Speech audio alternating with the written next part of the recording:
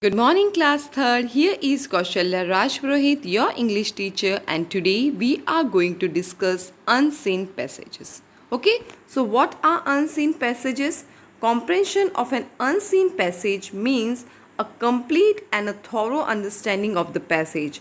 The main objective of comprehension is to test one's ability to grasp the meaning of the given passage properly and also one's ability to answer in one's own word the question based on the passage. Okay, so class, unseen passage is given to you to make you understand the passage properly and to check the ability of the student, whether he is able to understand the passage, whether he is able to make his own answers to the given questions, right? So it develops your thinking skill, it develops your reading skills and also writing skills. So unseen passages are very useful, bacha. Now, the points you need to remember whenever you are dealing with the unseen passage. First thing is read the passage thoroughly. So, first thing what you will do, you will read the passage properly.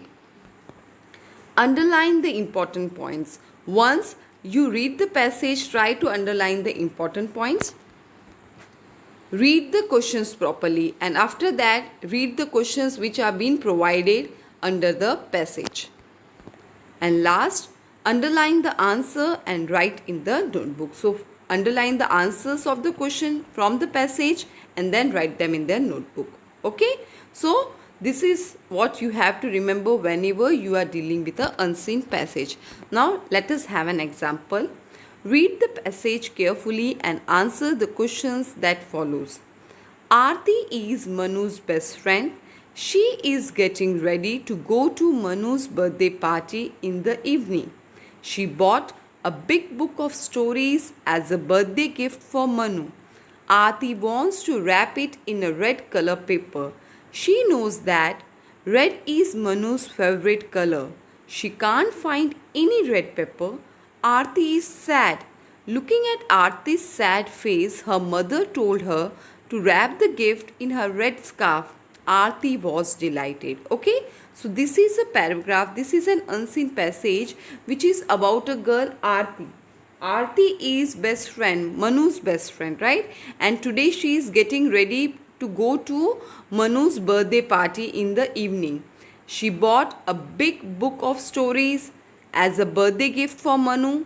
Aarti wants to wrap it in the red color paper, but she doesn't get any red color paper and hence she is sad.